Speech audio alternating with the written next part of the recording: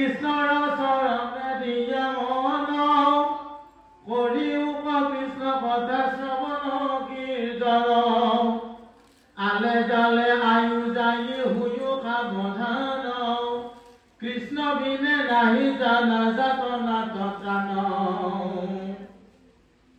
কি ধুনীয়া কথা দিছিল হয়নে?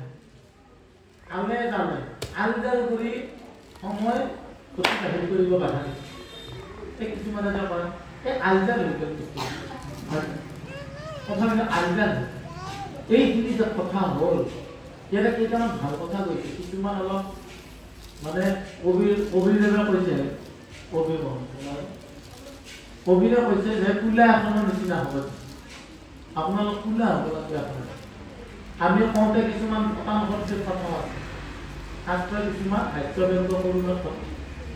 গতিকে আপোনাৰ কৰুণটোহে ধৰি আছে। হাস্য ব্যংগটো আপোনাৰ ভাৱনা সৃষ্টি কৰিবৰ কাৰণে দিয়া হয় ভাবুকতা। গতিকে সেইটো বাদ দিয়ে আমি কৰুণটো ব্যৱস্থা সেইটো কৰোঁতে আপোনাৰ গোটেইখিনি ধোঁৱা তেতিয়া আপুনি গম পাব যে মই এটা পৰব্ৰহ্মৰ পৰা তেতিয়া আপোনাৰ মুখ্য পাব।